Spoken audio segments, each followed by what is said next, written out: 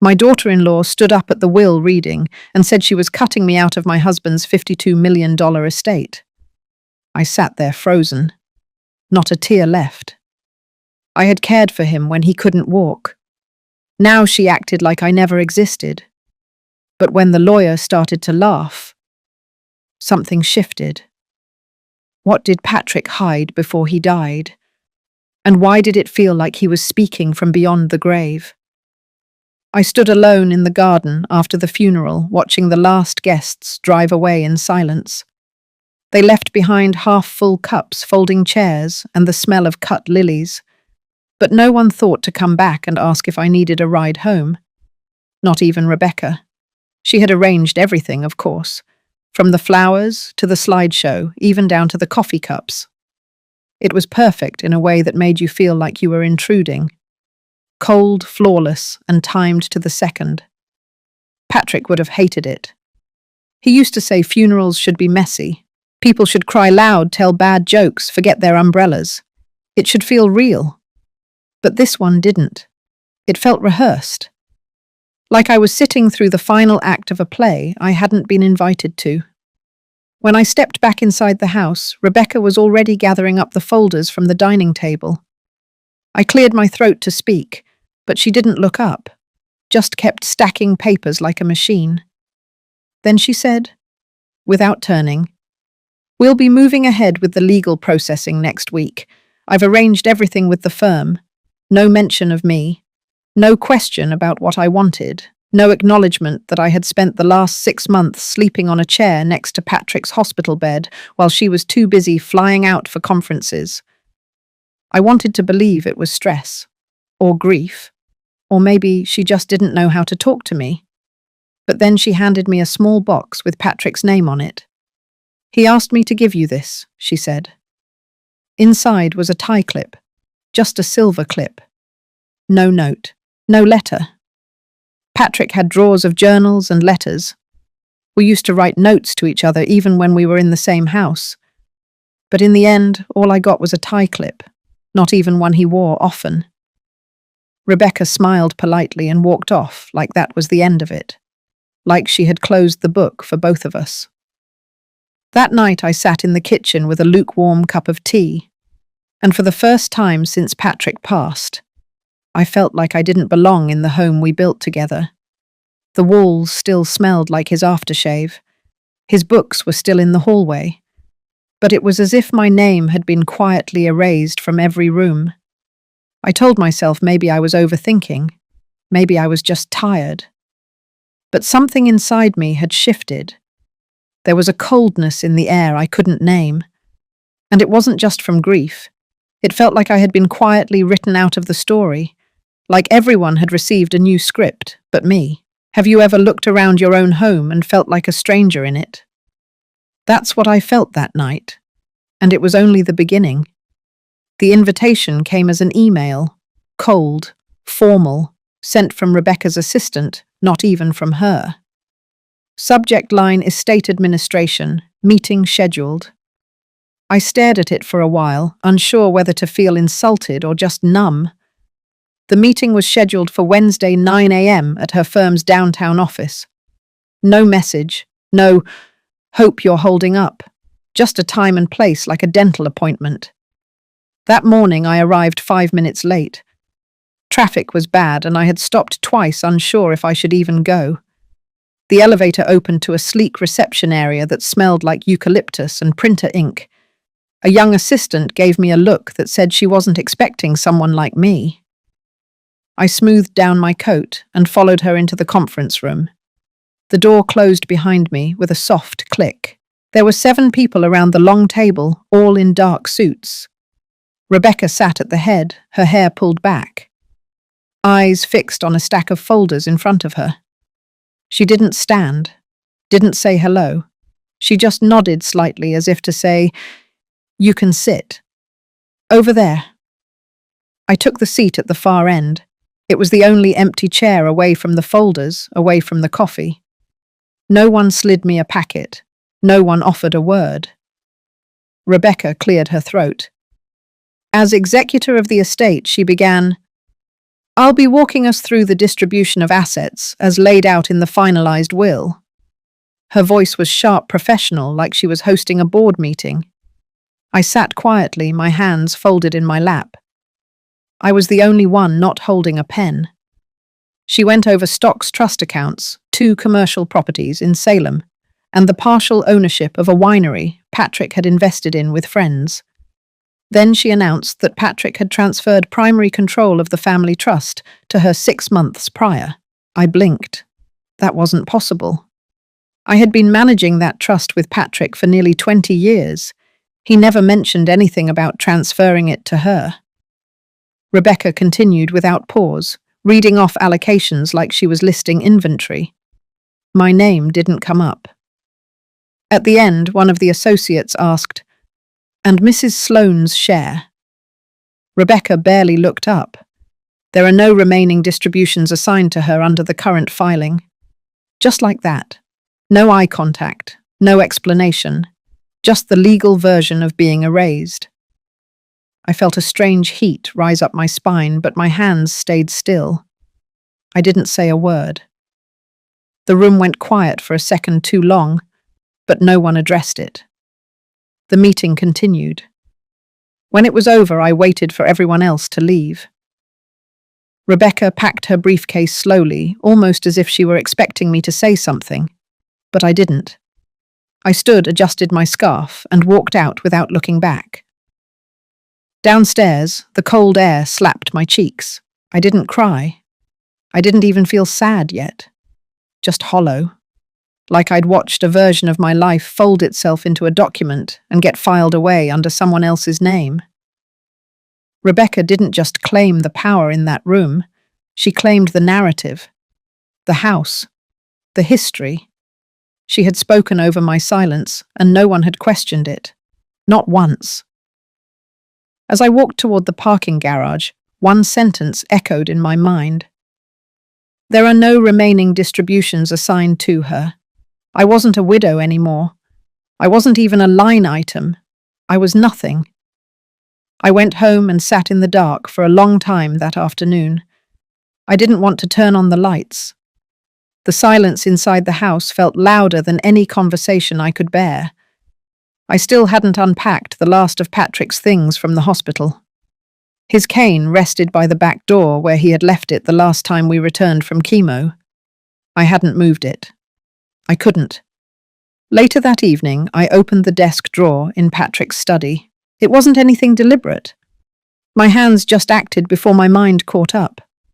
The drawer squeaked the way it always did. He used to say it needed oil. I always said I liked it the way it was. That sound meant he was home. Inside were old envelopes, receipts from book orders, his favorite mechanical pencil, and a few faded sticky notes with grocery reminders.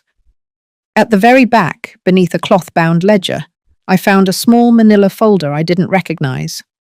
No label, no date. I opened it and found 3 sheets of paper. The top one was a handwritten draft. His handwriting, unmistakable though a bit shaky, filled the page. No greeting, no signature, just a short note written in that quiet voice of his. Rebecca wants me to update the will, says it needs to reflect current holdings. I asked her why now, and she said it's for clarity. I think she's being careful, too careful. She's started drawing up papers on my behalf. I haven't signed anything yet. I haven't told Marietta. I know she'd ask the questions I'm afraid of. I stared at the paper. My eyes scanned it over and over, looking for some other meaning. But the message was plain. He had doubts. He hadn't told me. He had sensed something, but he stayed quiet. The second page was a photocopy of the most recent will I had never seen. Rebecca had shown the signed version in the meeting, but this was clearly different. There were annotations in the margins, edits, corrections, several sections circled in red pen. My name had been there. The sentence read, "In the event of my passing, I leave my personal assets, including home shares and designated accounts, to my wife, Marietta Sloane." It had been crossed out. Handwritten in the margin was a note. Discuss with Rebecca. The third page was a typed schedule of appointments. Legal consultations. 2 of the dates were from months ago, back when Patrick was in and out of treatment. I hadn't known he was meeting with anyone. I was with him nearly every hour then. The only time he was ever alone was when Rebecca came to take over. The folder was thin, but it weighed 1,000 pounds in my hands. I placed the pages gently on the desk and leaned back. The ceiling fan spun above me, slow and steady. I closed my eyes, thinking back to the last time Patrick and I had talked about the will. It was over dinner. Simple calm, like any other night. He had said, "You don't have to worry about anything, Ma. I've made sure of that."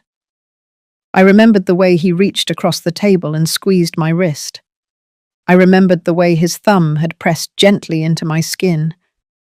Now all I could feel was the cold imprint of his absence. I didn't sleep that night. I sat in the study rereading the pages until the sky outside shifted from black to pale grey. I watched the morning take shape around me, one corner at a time. By dawn, I knew this wasn't just a mistake. It wasn't a clerical oversight. This was deliberate. Rebecca had orchestrated something, and Patrick had sensed it, maybe even tried to stop it. But it was too late. I placed the pages back in the folder and hid it under a stack of old National Geographic magazines in the hallway closet. I didn't know what I was going to do yet. I didn't have a plan, but I knew I couldn't let this go. The next morning I called Daniel Chow. We hadn't spoken in years, not since Patrick's retirement party. Daniel had always been steady, the kind of man who never raised his voice, but still filled a room. Patrick trusted him. So did I. He picked up on the second ring, and when I said my name, he paused for a beat before responding. His voice was calm, but I could hear the surprise underneath. He agreed to meet the next day. As I hung up the phone, I stood by the window and looked out over the yard. The wind was tugging at the last of the maple leaves, the same trees Patrick had planted 30 years ago. He said they'd outlive us both, and maybe they would, but I wasn't going to let silence be the final thing he left behind, not while I still had breath in me. Daniel met me at a quiet corner cafe off Elm Street. It hadn't changed in years. Still the same wooden booths, chipped mugs, and soft jazz humming overhead.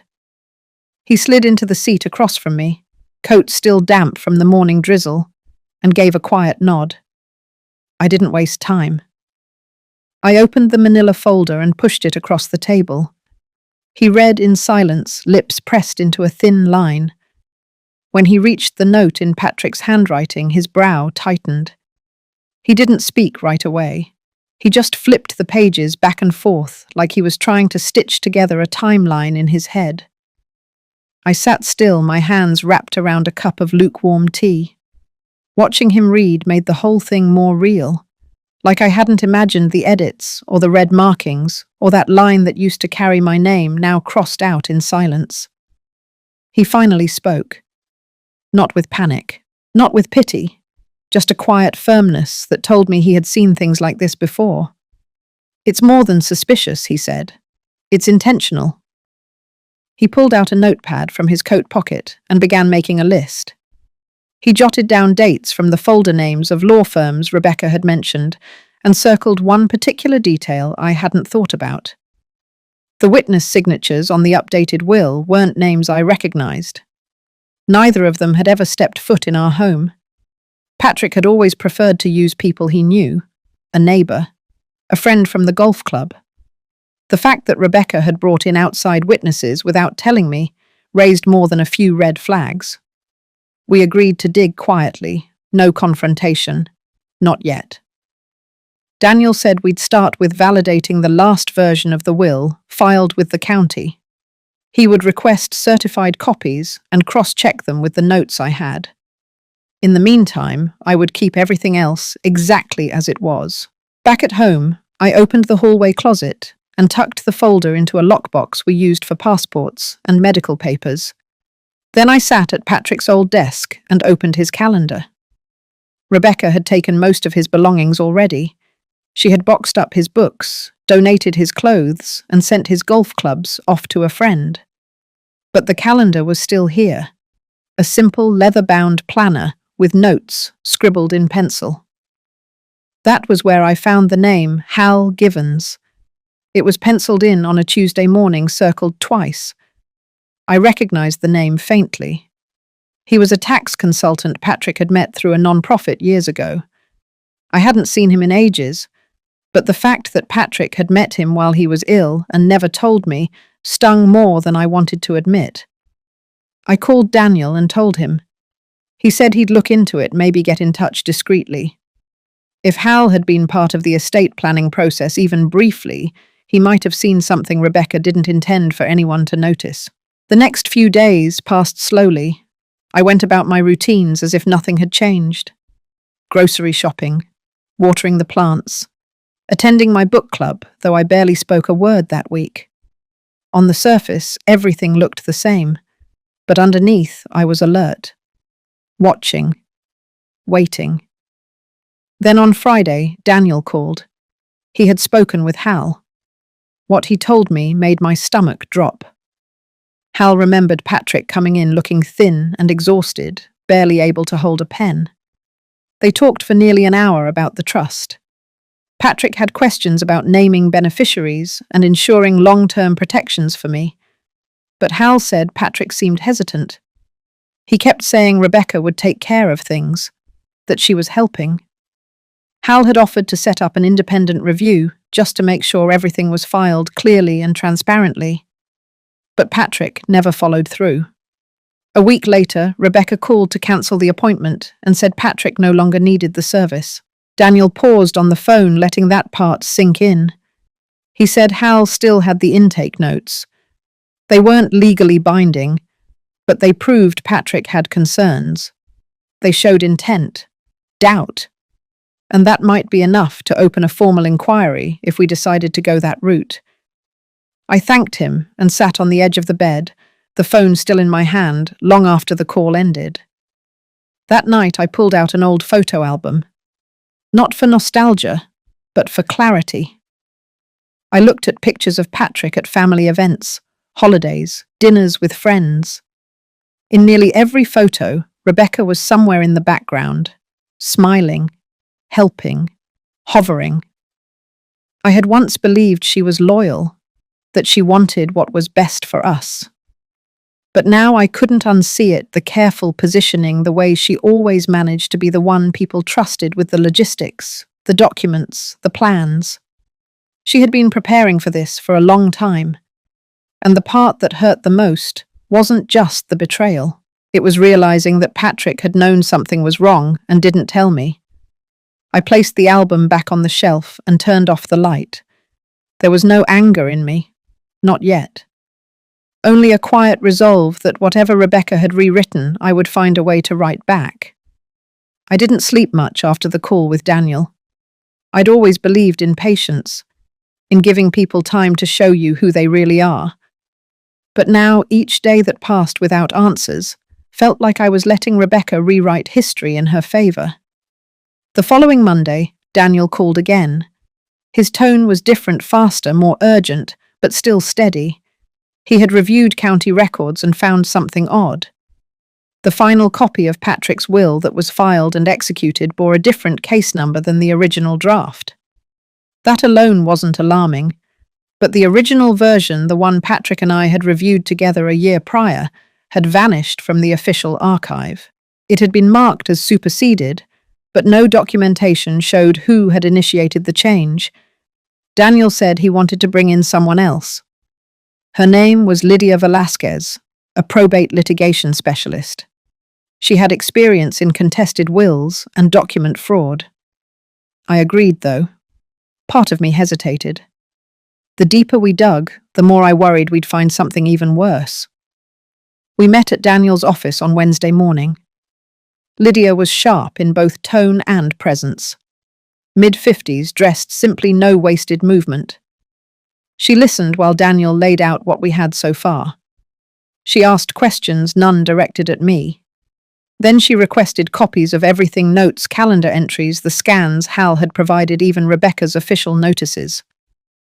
When Daniel mentioned the unknown witnesses, she raised an eyebrow. She said their names had come up before in another case. Unlicensed notaries, paid to sign documents without proper presence or review. She jotted down details on a legal pad without pause, then looked up and said this wasn't just sloppy. It looked constructed. I didn't speak for a while. Just watched the two of them work like surgeons over the remnants of my life. Then I stood, walked to the window, and looked out over the city. Patrick used to say he liked offices with a view because they reminded him how small we really were. That no matter how much we planned, life still moved on above and below us. Before I left, Lydia said she would file an inquiry with the probate court. Quietly. If Rebecca had filed anything improper, there'd be a trace, an email, a timestamp, even a paper trail disguised as routine. Back home, I went into the garage for the first time in weeks. I opened Patrick's old file cabinet. It still had a faint scent of tobacco and pine. I pulled out one of the bottom drawers, the one he used for tax records. Inside were folders marked by year going back nearly 2 decades. In the folder for the previous year, I found a document titled Revocable Living Trust Addendum. It was unsigned. The draft language had been changed several times, as if Patrick had gone back and forth on how to word it. But what struck me was the section titled Survivor Protections. My name was there, written clearly with annotations in his handwriting suggesting additional provisions. Healthcare, housing, legal support, things he wanted to ensure I would never worry about. Beside that, in the margin, Patrick had scribbled a line I recognized immediately. We talked about this. Rebecca said she'd handle it.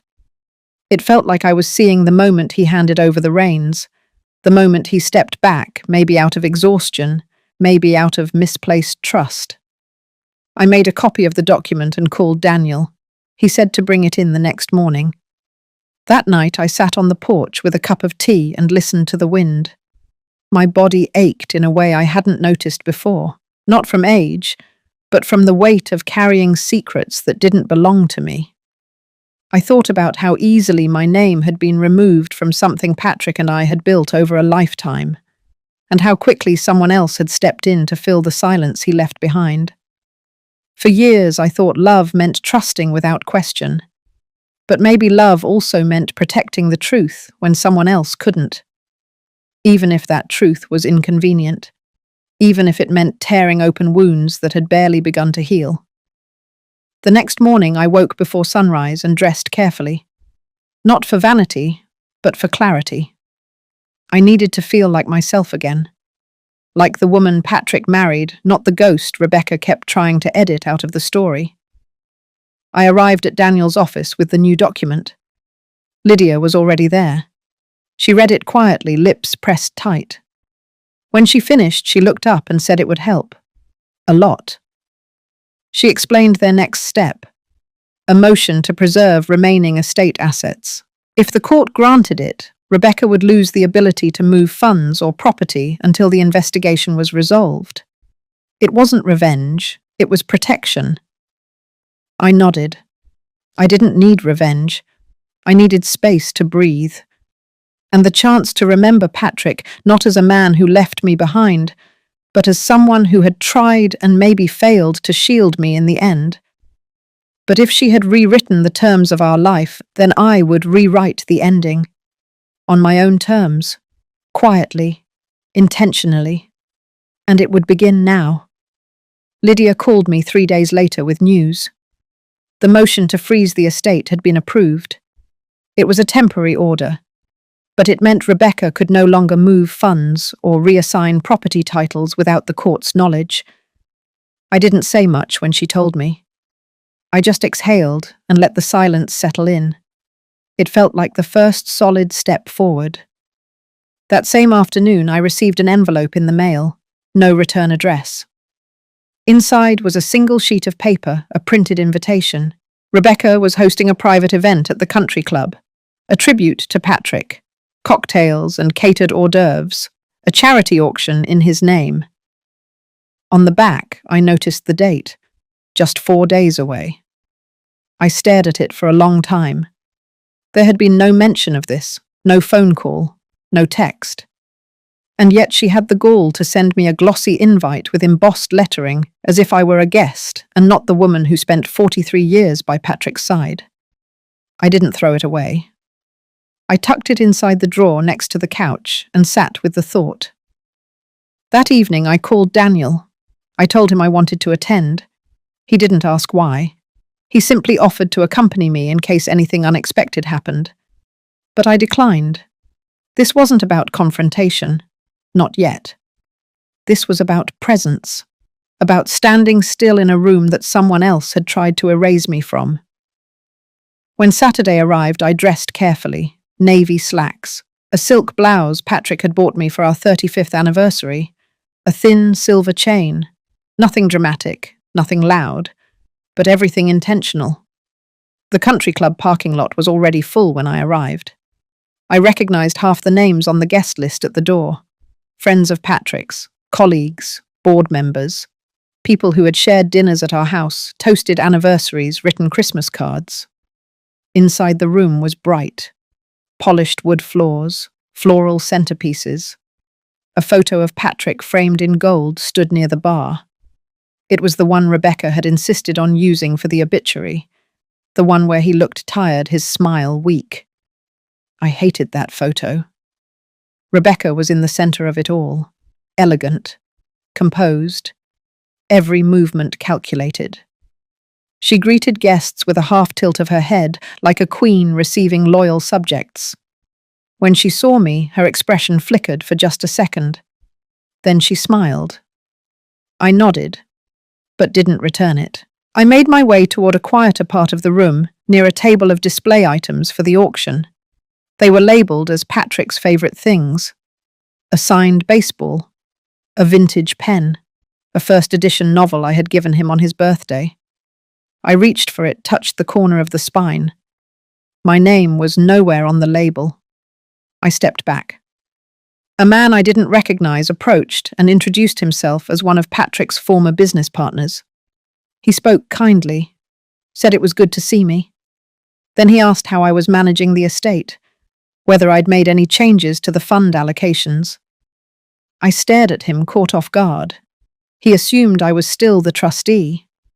When I told him I wasn't, that I had been removed before Patrick passed, his face shifted. Slight confusion, polite discomfort. Then he nodded and stepped away. It wasn't much, but it told me something. Rebecca hadn't told everyone the full truth. Not about the will, not about the shift in control, not even about the auction items she had taken from my home without my consent. I stayed only another 20 minutes. Just long enough to speak with one of Patrick's old board colleagues, who mentioned almost in passing that he had received an email from Rebecca weeks before Patrick passed. It had included suggested donation amounts, legal language, and the phrase managing partner responsibilities. I thanked him, smiled, and excused myself. Back in the car, I sat with the engine off, hands on the steering wheel. That was the moment it all crystallized. Rebecca hadn't waited for Patrick to pass. She had started orchestrating the transition while he was still breathing. She had used his illness as cover, his trust as currency, and my silence as permission. But that silence was ending. The next morning, I met with Daniel and Lydia. I handed them my notes. Everything I'd gathered from that night, every phrase, every inconsistency. Lydia leaned back, thoughtful. This was more than a financial violation now. This pointed to intentional premeditation and potentially coercion. Daniel agreed. They would begin drafting a motion to contest the will, not just for my share, but for the integrity of Patrick's last wishes. I left their office and walked home, slowly. Not because I was tired, but because I needed every step to remind me who I still was. The wife, the witness, the one left standing after the applause had faded.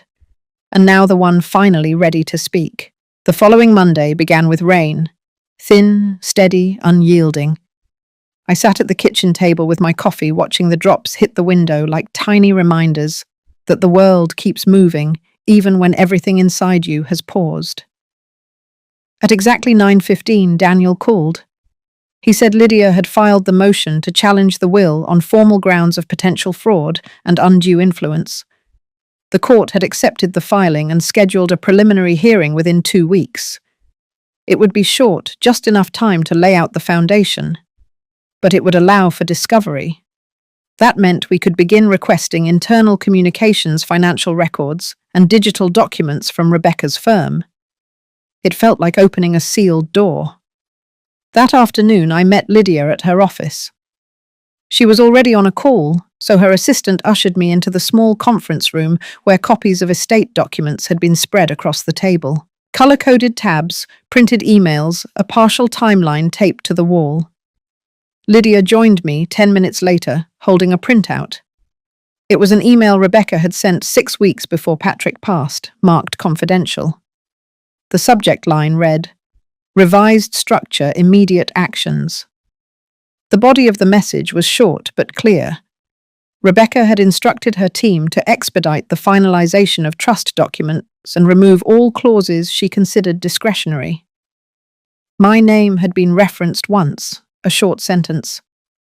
Remove co-beneficiary privileges per our discussion. That was all. My entire presence, my decades beside Patrick, reduced to a line item in someone else's email chain. Lydia didn't look at me. She didn't need to. She simply asked if I was ready to proceed with the hearing and the formal process that would follow. I said yes, with no hesitation. The next few days passed in a blur of paperwork and quiet determination. I avoided unnecessary conversations. I kept my head down. I walked each evening through the neighborhood, passing houses that still had wreaths from the winter holidays. Nothing looked different on the outside, but I knew better now. The most dangerous betrayals never announced themselves with sirens. They arrived softly, in emails, in ink, in the erasure of a name. By Thursday, Lydia had compiled enough documentation to begin issuing subpoenas. She filed to obtain full access to Patrick's digital communications during the final 6 months of his life. She also submitted a request to depose one of Rebecca's legal assistants, someone who had notarized the disputed documents under Rebecca's supervision. Daniel reviewed the files and noted inconsistencies in 2 signature timestamps. Both had been logged on a Sunday evening when the office was supposed to be closed. When I read that detail, my hands went still. Patrick hated working weekends, and he never signed anything without asking me to read it first. Something about those Sunday dates told me everything I needed to know. I gave Lydia permission to request a forensic handwriting expert. We would compare Patrick's known signatures from his medical files with the ones on the revised documents. It wouldn't be definitive, but it would be enough to raise serious doubts. I sat in silence that night, not in grief, but in clarity. For the first time in months, I felt the balance beginning to shift. That weekend, I drove to the cemetery. It was quiet. The sky was low and grey. Patrick's headstone was simple. His full name, the dates, a short line beneath. He lived with grace. He left with love. I stood there for a long while. I didn't speak to him, not out loud. But I let the weight of the moment settle in.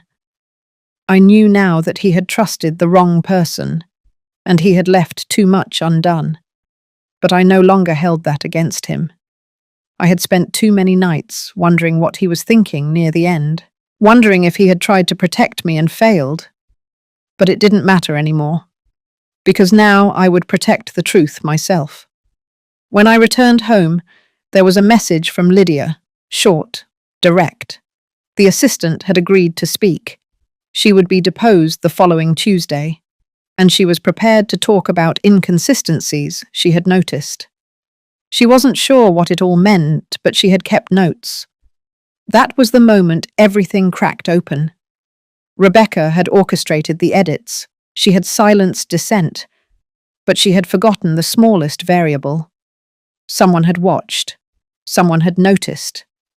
And now someone was ready to speak. As I turned off the lights that night, I stood in the doorway of our bedroom for a moment longer than usual. The bed was still neatly made. The photo on the dresser, the one of us in Maine laughing in the wind, was still tilted just a bit to the left. And for the first time in weeks, I didn't feel like a stranger in my own story. I felt like a woman returning to her rightful place, not in anger, but in truth. Tuesday morning was crisp and quiet when I arrived at Lydia's office. The city hadn't fully woken yet, and the sidewalks still held that early fog that made everything feel muted, suspended in time. Inside the conference room, lights were already on. Daniel was there, sorting through a thick folder of printed records. Lydia stood near the window, speaking softly on the phone. On the table sat a small voice recorder and a cup of tea someone had made for the guest we were waiting for. Her name was Ava Kendall, mid-30s, sharp-eyed but with a kind of restlessness in her hands, like she hadn't yet figured out where to put her fear. She walked in exactly on time, wearing a grey cardigan and dark jeans. No makeup, no jewellery, just a quiet kind of resolve. Lydia offered her a seat, then laid out the parameters of the deposition. Ava nodded. She understood. She had already reviewed the documents. She had kept her own copies. She wasn't there to accuse anyone directly. She only wanted the truth to be clear. She began with the timeline. Rebecca had brought her into the estate revisions 6 weeks before Patrick passed. Ava said she found it unusual that certain standard procedures were bypassed. Normally, when someone of Patrick's stature amended a will or trust, there were meetings, review sessions, notarized acknowledgements. But in this case, things had moved fast. Too fast. Ava described one evening when she stayed late at the office. She had gone back to retrieve her jacket and saw Rebecca and another staffer inside the conference room with a stack of unsigned forms. Rebecca had asked her to witness a signature. She hadn't seen Patrick sign it directly. When she asked, Rebecca had brushed it off, said he'd just stepped out, said it was urgent, just witness it. No big deal. That moment had lingered in Ava's mind, enough that she jotted it down in her planner. She brought that page with her. The note was simple. 7:43 p.m. Sunday. Witnessed signature for R. No P present. Lydia asked a few gentle, clarifying questions. Ava answered them with composure. She wasn't bitter. She wasn't looking for trouble. But she had noticed inconsistencies. The date of the signature didn't match the file metadata. The formatting of the will had been changed to remove reference sections that would have required my countersignature as co-trustee. Daniel and Lydia exchanged a glance. Then Ava said something else. She remembered overhearing Rebecca on a call in her office, speaking to someone about distributing assets quickly. The phrase that stuck with her was, liquidate silently. No delays. That was 2 days before Patrick was hospitalized for the final time. When Ava left that evening, she said she knew something was off. But Rebecca had power, influence, and Ava had a mortgage, a child, a job she couldn't afford to lose. Now, hearing how much had come into question, she said she couldn't stay silent. She signed her statement, dated it. Lydia thanked her, and Daniel walked her out. When the door closed, Lydia sat down and placed both hands flat on the table. That was the break we needed. It wasn't just suspicion anymore.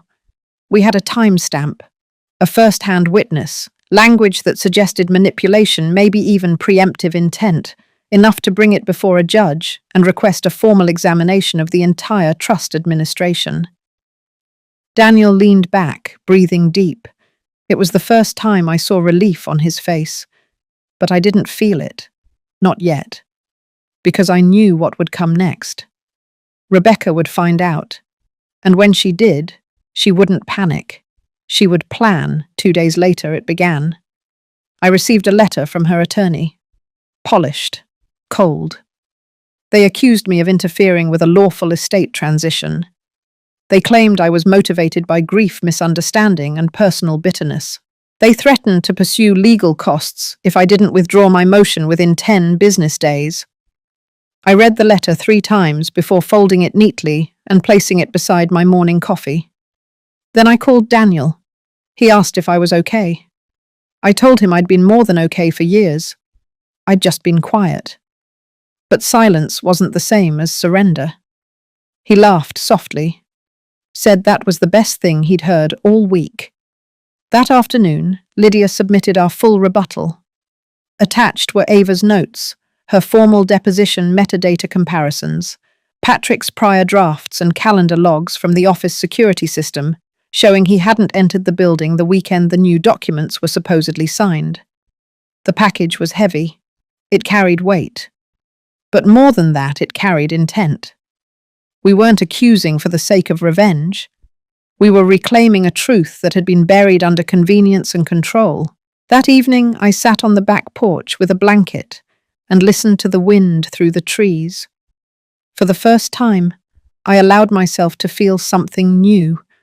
Not sadness, not rage, but steadiness, a grounded kind of knowing. Rebecca had rewritten Patrick's final chapter, but now the red ink had bled through, and I was still holding the original manuscript. The invitation arrived in a cream-colored envelope. No stamp, just slipped through my front door. It wasn't from Rebecca directly, of course. It came from the estate board, co-signed by one of Patrick's oldest partners.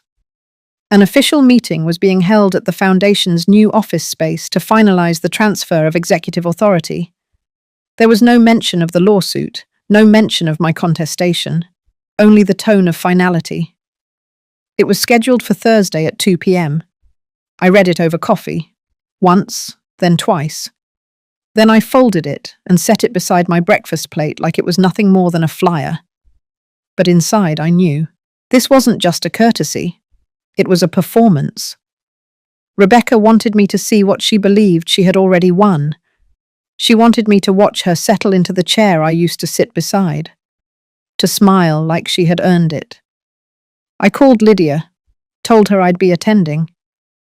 Daniel hesitated when I mentioned it, but I told him not to worry. I wouldn't make a scene. I just needed to see it. Needed to feel the distance between who I used to be and who I was becoming. That Thursday, I arrived 5 minutes early. The new Foundation office was a glass box downtown, all marble floors and quiet elevators. A receptionist led me to the conference room. I recognized a few faces men Patrick had worked with on the education initiative. Women who had once hugged me at banquets and handed me plates of catered chicken while calling me sweetheart. They all smiled, polite, controlled. But none asked me where I'd been. At the head of the table sat Rebecca. Her suit was dark blue, her hair pulled back in a perfect knot. She wore a simple watch and a white blouse. Power dressed in quiet tones. When she saw me, her smile barely shifted. A flick of surprise, then poise again. I nodded and took the empty seat at the far end. The meeting began with pleasantries, a review of recent donations, notes about upcoming initiatives. I listened in silence. It was all standard, strategic language with no soul. When they reached the item marked Transition of Executive Oversight, Rebecca cleared her throat. She began thanking everyone for their support. Talked about Patrick's vision, about continuity, about the weight of responsibility. It was well rehearsed. Then she said something that made the room pause. She thanked me. Said I had stood by Patrick in his early years. Said I had helped lay the foundation for what the organization had become. But then she said the phrase, "I'll never forget. And now, with your grace, I carry it forward. Your grace." Like I had bowed, like I had handed it over. I sat still, completely still. Then I reached into my bag and pulled out a small envelope. Quietly, I passed it to the man beside me, Patrick's oldest friend still on the board. He looked confused but took it.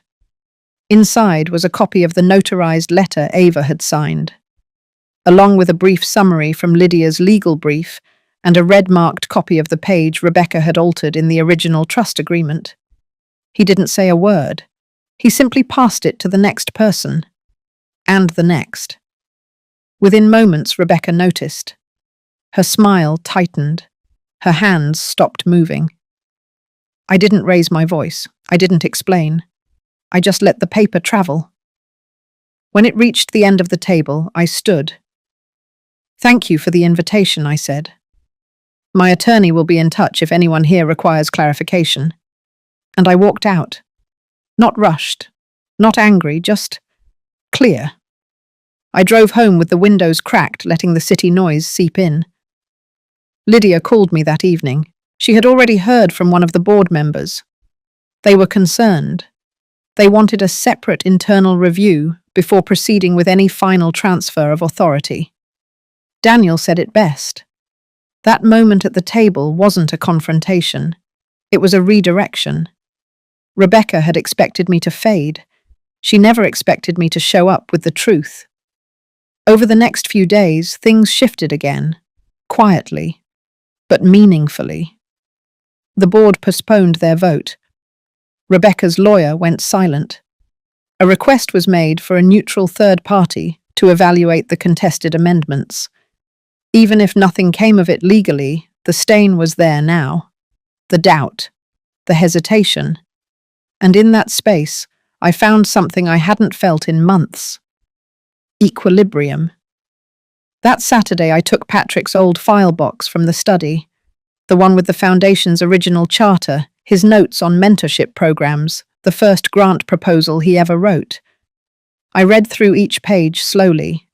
Then I packed them up and called Daniel. I wanted them archived properly, not buried in legal boxes, not attached to anyone's name, just preserved. The story of what we built together, before it was tampered with. I ended that week with a walk along the lake near our old house. The air was cold but clean, the kind of cold that wakes you, sharpens your hearing. And for the first time in a long time, I felt no need to defend myself. The truth had its own voice now. It didn't scream. It didn't accuse. It just existed, undeniable, unmoved. And that was enough. The days after the board meeting were strangely still. No calls, no threats, no letters with lawyered language or veiled demands. It was as if a curtain had fallen on the stage Rebecca had carefully crafted, and now the audience had quietly left their seats. But I didn't mistake silence for resolution. Lydia warned me that these moments were often the most strategic. When things go quiet, it means people are regrouping. But this time, I wasn't the one who needed to prepare. I had already done my part. I had already told the truth. Now it was her turn to reckon with it. I spent that week back in my own rhythm. Small things, watering the plants, reading the paper at the kitchen table, making soup the way Patrick used to like it. I no longer felt the rush to chase explanations. Some parts of betrayal will always remain unexplained, and I had made peace with that. Then came Sunday. Lydia called just after noon. She had received an unexpected email from Rebecca's legal team. There would be no further challenge to the trust inquiry.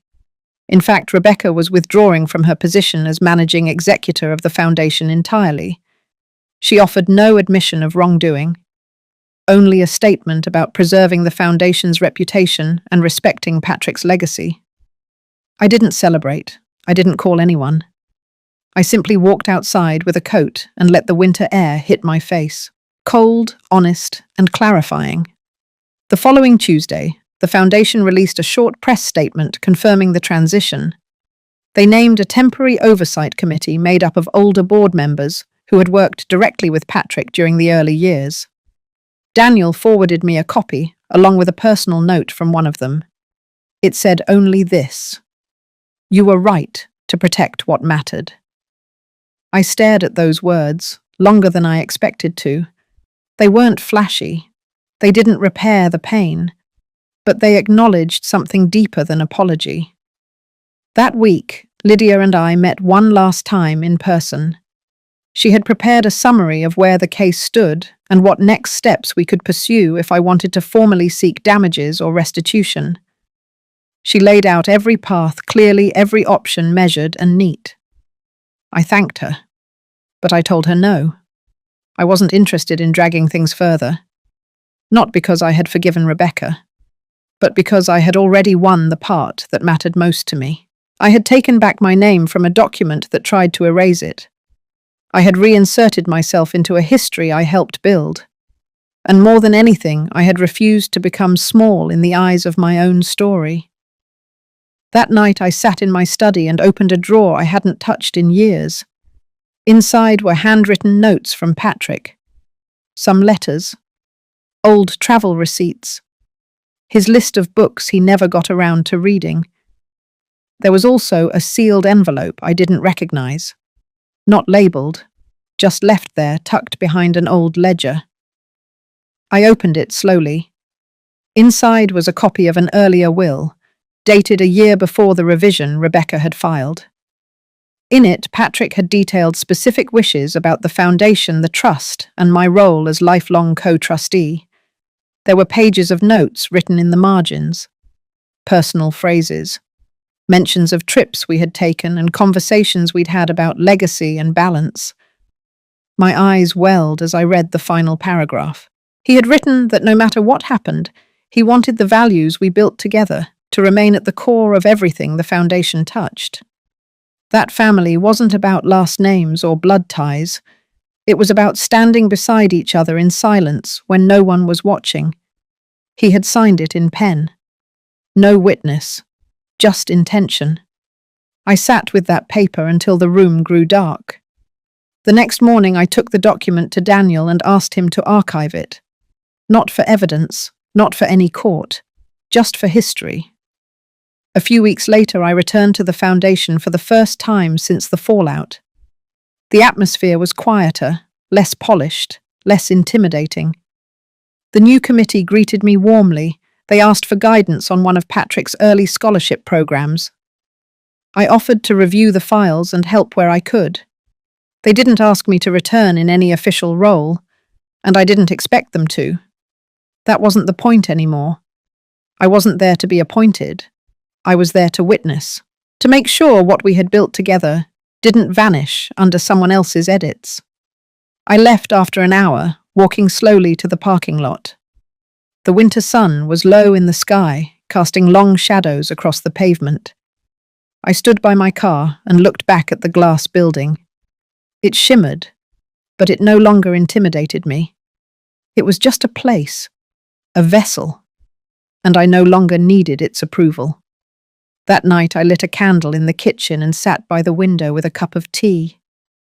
I thought of Patrick, of Ava with her quiet bravery, of Lydia and Daniel who had shown up not just as professionals, but as people who believed in integrity.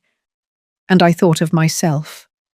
Not the woman who sat silent during that first reading of the will, but the woman who had returned fully, not to fight, but to be seen, to reclaim her place, to write the end of the story with her own hand.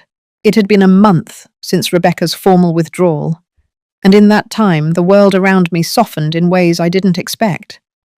Without court dates, without lawyers on hold, without the weight of documents and signatures waiting to be reviewed, I began to move differently. Mornings started slower. I no longer reached for my planner before I'd finished my tea. I'd sit in the sunroom with Patrick's old blanket across my legs, the winter light spilling across the hardwood floors, and let the stillness be enough. That stillness, I realized, was not the absence of chaos. It was the reward of having faced it. Lydia came by one afternoon to drop off a final packet. It was mostly formalities now. She had taken care of closing out the inquiries, recording statements, ensuring my role in the original trust was acknowledged and filed under public record. It was done. There was no more to challenge. We didn't talk much that day. She gave me a soft smile, handed over the envelope, and we sat for a few minutes without saying anything. Then she stood and squeezed my hand gently before leaving. After she left, I placed the folder in the top drawer of Patrick's desk. Not locked away, just placed, like it belonged there alongside his notes and his quiet convictions. That weekend, I visited the garden behind the community centre we had helped fund years ago. It was winter, yes, but the groundskeeper had already planted early bulbs, daffodils, iris, some crocus waiting beneath the surface. Even beneath the frost, life prepares to bloom. I walked the edge of the pathway, remembering the ribbon-cutting ceremony, the way Patrick had held my hand as they unveiled the plaque. It still stood there. A little weathered now, but steady, just like us. It read, "In honor of those who plant for a future they may never see." There had been times in the last few months when I feared that future had been erased, but it hadn't. It had only been buried under pride and ambition, and now it was uncovered again. Later that week, I received a letter from one of the young scholars who had been part of our first education initiative. She had heard about the changes in the foundation. She wanted me to know how much the grant she'd received years ago had changed her life. She was now working at a local non-profit, mentoring young girls from neighborhoods like the one she had grown up in. Her note was brief, but powerful. She didn't know the full story. She didn't need to. What mattered was that something we started had reached her, and now she was passing it forward. That night I sat in my kitchen and looked around. It was the same space where I had once felt shut out, unseen, voiceless. But now the silence was different. Now it was full. It held memory, clarity, and peace. I had not burned anything down. I had simply refused to disappear. Spring came slowly that year. The daffodils in the community garden bloomed first, followed by the soft blush of early tulips that lined the sidewalk outside the foundation office. I didn't go often, just enough to feel connected, just enough to remember. One morning I received a small invitation in the mail. Cream envelope, raised lettering. It was for the annual donors' luncheon, something Patrick and I had helped establish 2 decades ago but hadn't attended in years. It felt strange seeing my name listed on the honored guests again. I wasn't sure I'd go. Not because I was afraid, but because I didn't feel the need to prove anything anymore. But I went. I chose a soft grey suit and pinned Patrick's old lapel pin to my collar, the one he used to wear when speaking publicly. A small oak tree in silver, steady, rooted, quiet. The ballroom hadn't changed. Polished floors, round tables, soft music in the background. People mingling, exchanging polite updates. Rebecca wasn't there. Her name had faded from the printed programs, replaced by the interim committee and a new vision statement. I didn't speak much. I just watched. And near the end of the event, something unexpected happened. One of the newer board members, a woman named Lee, took the stage. She was young but spoke with calm and grace.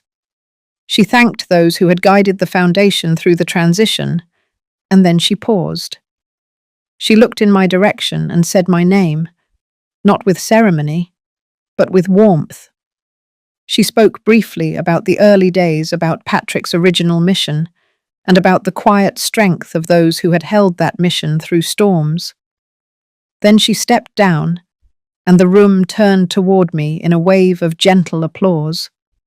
I stood, just briefly, and I nodded. Not for recognition, not for attention, but as a final gesture. A small acknowledgement that the long road I had walked was no longer hidden. It had a name now, and that was enough. That night, I walked home alone. I passed the old bookstore where Patrick used to stop every Sunday. I smiled when I saw that they had placed a copy of his favourite novel in the window display. Back in my kitchen, I brewed tea and opened the back door. The air was cool, soft. I stepped outside and looked at the sky. It was wide, open, and completely mine. I was not a woman erased. I was not a placeholder in someone else's version of legacy. I was whole, and I was finally home in my own story. If this story reminded you of a time when you had to reclaim your voice, your worth, or your place in a family legacy, I want you to know you are not alone. Stories like this carry pieces of all of us, and sometimes the quietest victories are the most powerful. Thank you for walking this journey with me.